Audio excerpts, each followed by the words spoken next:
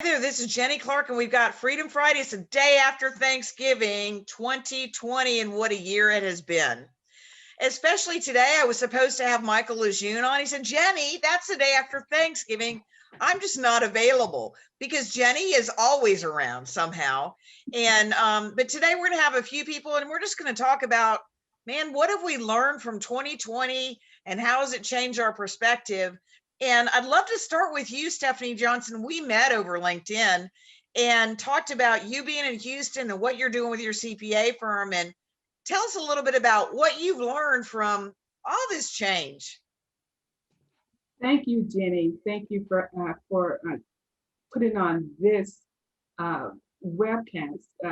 Like you said, we met over LinkedIn, and so I've met some wonderful people over the last few months on Freedom Friday.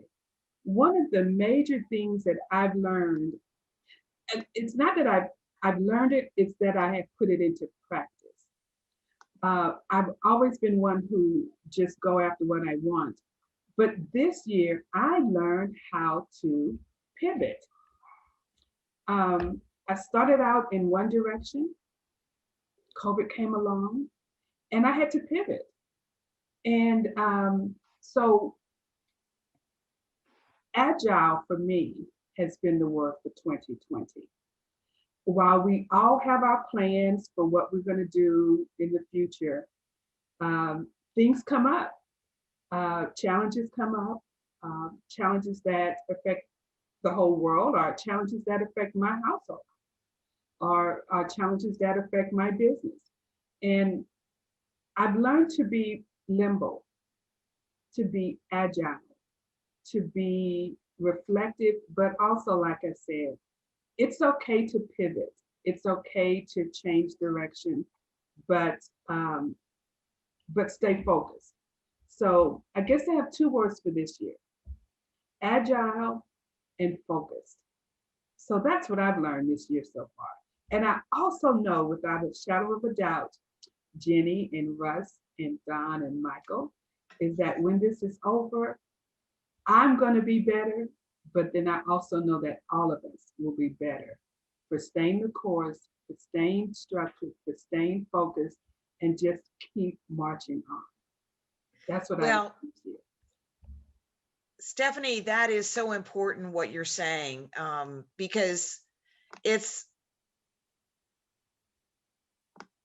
what you're saying is so important, Stephanie, because it's all about staying in flow of where you want to go and understanding your path so that you're not constantly pushed off by it. I think those are all tests that we go under.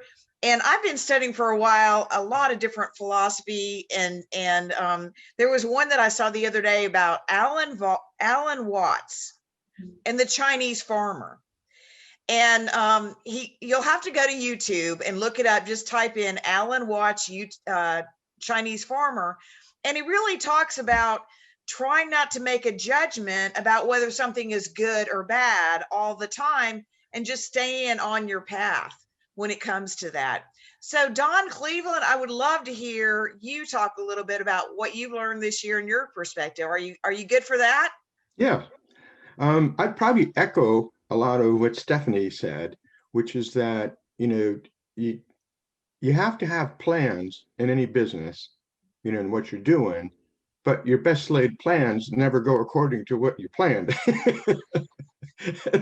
And sometimes, the best prognosticators that you listen to, and it's important to, have some of that, that it doesn't always, kind of go that way. So I think part of it is, and I can, by looking at everybody on here, I'm probably the oldest one, is that sometimes people have the stereotype that when you get older, like you can't change. And part of it is just being, capable and willing to, adjust and pivot, as, Stephanie was saying, and, find another plan. And there's plenty of business out there, I think, especially in the space that we're at. The government hasn't shut down yet. So, so it's just about finding, the openings and maintaining the connections, and, and like you say, having pivoting, but also always having a plan. Yeah, going to get up in the morning and I'm going to do this week and this month and, keep going. But at the same time, I also know that that plan is going to change, but not getting hung up on it. So that's probably my biggest, thing is that that's the way the world works. And probably the most important part is just not getting uptight about it. Well, Don, you bring up some really good points because I call this wisdom. When you get to a point in where you can look back and say, well, it doesn't matter how things move around. I'm still the same person. And every day I go through the same process and the same practice and keep moving forward. And what's cool about it for me is when COVID happened, I had just moved to Atlanta and it opened things up because now everybody had to be on Zoom. And that's where I wanted to be too. So it's been good and bad either way. Yeah, I'm kind of excited. I didn't mention this. I'm really excited about the way, what I think is going to happen is that the ability to work from home and the changes that are being forced into the workplace that are probably going to be half permanent. We don't need all that real estate. We don't need everybody in the office every day. And the people who were kind of against it are now figuring out that, yeah, it really didn't. We don't really need everybody there all the time. Well, I think that's a It's really proving good itself. point. How it's changed us and changed our priorities and changed our timing and everything. Yeah, and some of it's going to be permanent, I think, not the whole thing, but, the world's going to change again. So how about you, Michael Parise? How about I make you the presenter now? Thanks, Jenny. It's Stephanie and Dawn said it so well. And I ended up writing a book saying the title was Life Interrupted, Taking Charge After Everything Has Changed. And that book was a couple of years ago.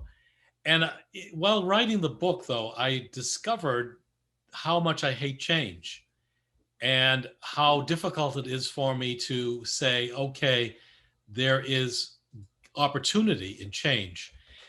Now I have that perspective in spades. I love having change forced on me, strangely enough, because I don't like to choose it. And I don't want to make the mistake of choosing the wrong change. So if it's forced on me, then I have to do some pivoting, as Stephanie said, and do something about it. And that's what I've been doing. And with Russ's help on the whole idea of strategy and looking at what we're going to do next and not having a perfect plan, but having a plan, that's so important. All of these things have become real to me this year. The other great thing that's come real to me is working with people on Zoom. I'm getting to meet people as a kind of a person who doesn't like to get into large groups for a lot of reasons. I actually can have a sense of intimacy with people on Zoom. It's wonderful. I get to see people's faces. And you know what? I hate to sound self-centered, but when I'm talking, everybody is listening. At least they're acting as if they're listening. When you're in a networking group, everyone's talking over your shoulders, looking at the person that they're waiting to see. So this has been great for me and for a lot of networkers. The other thing that I've found out this year is meeting such wonderful people. I'm from Boston and I didn't have a whole lot of connections down here in Florida. And to have all these Southerners come into my life, whether they're from the South or not, they're living in the South, most of them. And to have them come into my life, to have a whole different perspective on what life is about. And then the other thing that's been really a huge blessing are the veterans. I've been working with a lot of transitioning veterans. How brilliant these young people are. One of the yearnings I've had all my life is to meet more young people. Because as a Catholic priest, let's face it, you go to church, who's there? They're over 50, over 60 years old. The young people generally aren't hanging around churches the way I wish they were. But now I'm meeting all these young people in their 20s and 30s and 40s who are super, super sophisticated, talented, equipped. Wow, it's the future of the country is very bright when I see all of this happening. And if we can just tap our veterans in a better way, because I still don't think many of them are getting the jobs they deserve. If we can tap the veterans in a better way, get them really moving forward and changing this country for the better, it's amazing because they've got all the skills they need. So having this connection to the military has been really exciting for me because I never had military connections except my father, you know, and World War II people. But Vietnam kind of ruined it for my generation. Vietnam kind of said, oh, stay away from military because there's danger there for some reason. And that's been shifted completely in the last few years. So yeah, that's kind of my understanding for this past year. I'm glad it's over in certain aspects. I don't mind COVID, believe it or not. I did mind other things, and I'm glad they've changed. And I won't get into them, but I'm just glad they've changed. So thank you. Well, that's great, what you're talking about, Michael, as far as being able to see what's different. And it's like we had to stop because we were forced to and take a different look. But I thought what you said about veterans was extremely important. And you're right that the Vietnam War had such an impact on making military service negative. And then we went through 2001, and um, it was like 9/11. It it made people say, oh my gosh, something needs to be done differently. Now the question is, we've got all this veteran talent that comes out of the military and need to create better spaces for them. And what I woke up with this morning was a realization of, Jenny can't hire veterans, but I can certainly find people that need to hire veterans and that want to hire veterans, facilitate that. And that's become my higher purpose, in the sense of creating GovCon Summit is about a community of people that want to create more opportunities for veterans. And I think one of the top people that I talk to all the time about this is my buddy Russ. And Russ, could you give us some wisdom today? When I saw 2020 approaching, like many other people, I thought 2020 vision, you know, this is going to be a year of clarity and seeing things more clearly and improving the way we look at things. And that seemed to be a theme that was exciting. And boy, was it exciting. The types of things that we ended up seeing were the types of things that we just had not anticipated.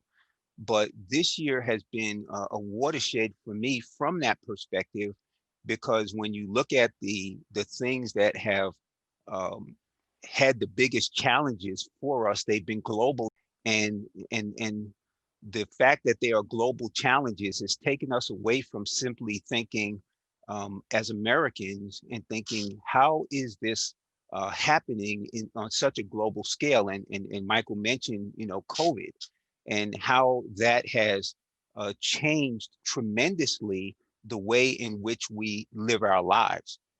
Some people have, you know, found themselves, you know, unemployed as a result. And so they're going to have to figure out, how do I move forward, continue to provide for my family, given that my entire circumstance, you know, has changed.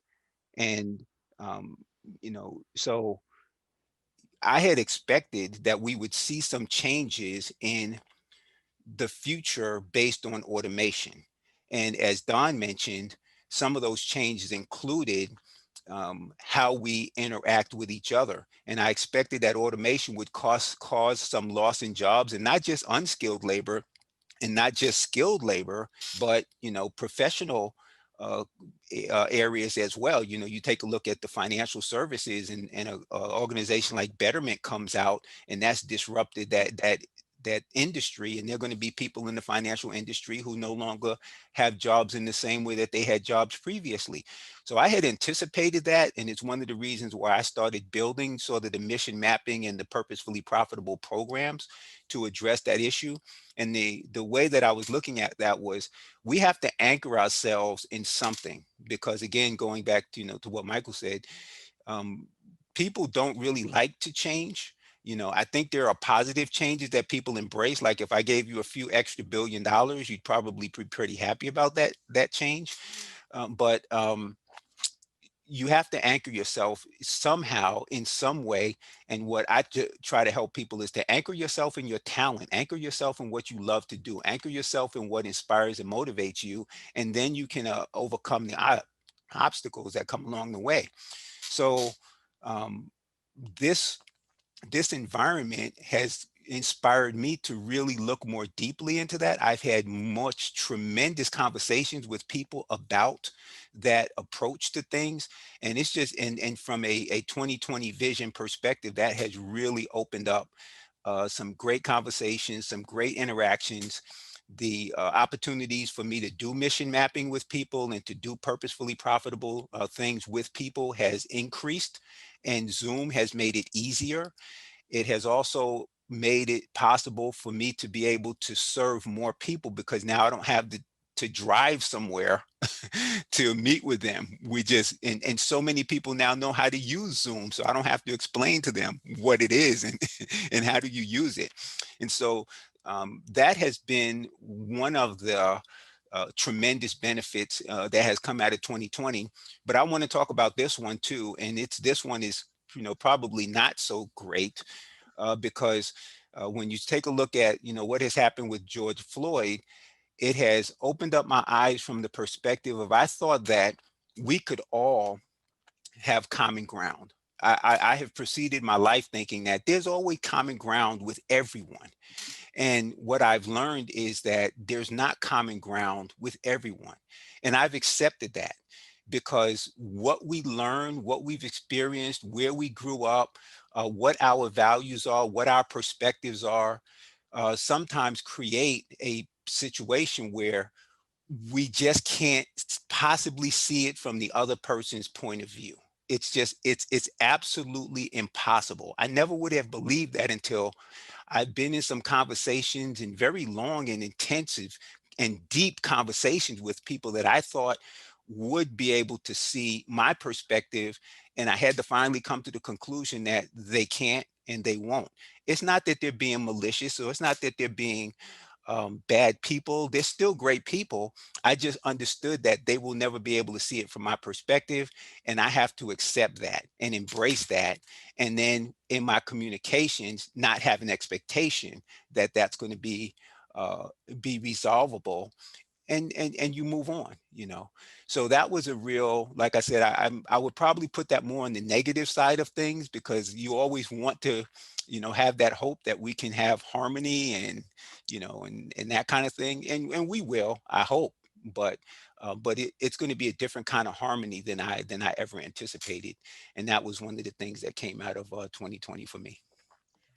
Well, I'm so glad that you brought that up, because Russ, what we're talking about is that, you know, nobody expected all of the things that happen, and they forget sometimes about what else was going on at the same time. And I learned so much from you specifically that I was unaware of. And it's like questioning my own education, my own thoughts about how we treat each other. And I feel like that's the big difference that we are bringing forward with our activity with GovCon Summit as well.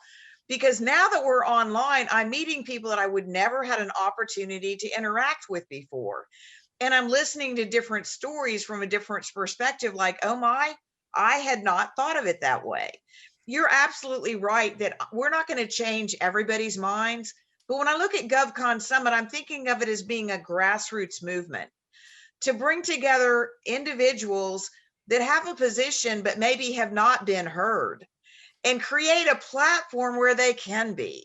Mhm. And one of the funniest things about that is we were all talking about how hard it is to change and adapt and learn new things. And I've had to learn a new thing called Hoova. One of the things that we're doing is once people get registered for GovCon Summit, they'll be part of the Hoova app. And now I can have a national impact instead of just a local impact, because I'm no longer hosting an event in one location. And what I'm finding as a result is people will say, oh, Jenny, now that I understand what you're talking about, let me introduce you to. And I feel like one of the most powerful sessions we had was with a guy named Terry Spain talking about unconscious bias. And that was a powerful discussion that I had not had perspective on before. So the question becomes, how can we challenge each other going into 2021 to do something that has more impact? And I would invite all of you to do that with me through GovCon Summit, because once everybody's in the app, you can have your own platform, right, Russ? You've Absolutely. done it. So It's tell very us a little powerful. bit about how you've seen that work. I worked with a guy named Chris Krimitsos, who put on a program to set a Guinness Book of World Record for the most podcast participants in a virtual podcast event. And he used the Hoover app, and it was linked into Zoom. So he had this just tremendous infrastructure and ecosystem that he created. And he actually set the record. He needed to have at least 5,000 people in order to establish the record. And after they went through all of the, you know, setting the number of, establishing the number of people who were there, making sure that they weren't double counting, and so auditing. After they went through all the auditing of who was actually participating, it came up to 5,003. Oh my gosh. But the Hoover app was so instrumental because it inspired such tremendous conversations. People were able to form their own groups. They were able to, create these different sessions around a topic or an interest, and it was just absolutely, and it was global. So it was just a phenomenal experience. And when you get on the app, you can create meetups through the app. You can ask questions of people and start conversations. So it's just a tremendously powerful app. And then there's also the competition. There's a leaderboard, and if you ask questions of certain groups, you get points. If you set up a meetup, you get points. If you do some work on the agenda, signing up for different sessions, you get points. And so everybody's competing to get points and get up on the leaderboard. And so it's a lot of fun. Well, I'm so glad you told me about the competition part, because, Russ, you've helped me several years in a row with GovCon Summit. And I will tell you, if you haven't talked to Russ Barnes about strategy, you're missing out big time, because he's transformed what I'm doing. And every time I work with him, I learn something new. But the reason is, I gave him access to the Hoover app, and I said, I'm going to make you an administrator in here. So he started texting me inside the app and said, Jenny, we need to do this, this, and this. And I'm like, I can't face anymore. I can't put things in order. I'm the Oprah person. I'm not very good at doing things sequentially. I want to do everything at once. And, honestly, there's ways that does not work very effectively. So it's like a challenge to learn something new and get it out there faster. And so when Russ started talking to me about, Jenny, you've got to get the agenda, I'm like, I'm trying to set up the website. I'm trying to get people registered. I'm trying to do these things. So I had a session actually with the app guy. His name's Patrick. And he showed me how to do it. And he said, listen, if you have these 5 tracks: match, innovation, target, compliance, and human, put people in and let them write their own agendas. Mm-hmm. So give me an idea, Russ, when we're talking about some of the sessions you might be doing, because it'll be based also on the book we're all doing. Mm-hmm. What do you think would be some really cool sessions that Russ is going to host himself? Well, mine is the personal development one. Again, going back to what I've projected and what I've learned from the change in the environment that we're in, which is we all are going to have to figure out how to do the personal development that positions us for prosperity. And so that's one of the sessions. And then the other one will be product development, which is then how do you take that talent, that skill, that strength, and find a way to get into the government sector and to actually create a company that enables you to take advantage of what the government is providing in terms of work. And so that's going to be a second session. And then the last one is about management. Leadership and management are two sides of the same coin. And I found that I was a much better leader when I was a more effective manager. And so that's going to be one of the sessions that I talk about, is how do you combine those two? Those are chapters that are in the book, and so that will be coming out there as well. Well, and what I'm telling people is that they'll be able to, by signing up for GovCon Summit early, they'll be inside the Whova app, and those people that register early will be able to have, really, we're going to design the sessions around them, because you were pointing out that people can actually vote in a way on which sessions they're going to want to, and that'll be a really cool crowdsourcing approach of developing the agenda that people want to see. Yep. Yeah, absolutely. Absolutely. So, Yeah. I'm looking forward to learning all about it. And so, we had a great session today. Thank you all for showing up for the Friday after Thanksgiving session of Freedom Friday. And we look forward to having you guys all be a part of GovCon Summit. The link for GovCon Summit is go to solvability.com, GovCon Summit. And I'm also doing some Thursday lunch calls to talk to people a little bit about what this is going to look like, because basically it's a longer term investment of creating an online community, so that we've got Freedom Fridays and we have a lot more interaction, so that I can connect the people that need to meet each other, and I'm meeting people through that too. Mhm. All right, well, thanks everybody for being here today. All right. Thank That was great. Have a great weekend, guys. All All right. right. You too. Bye-bye.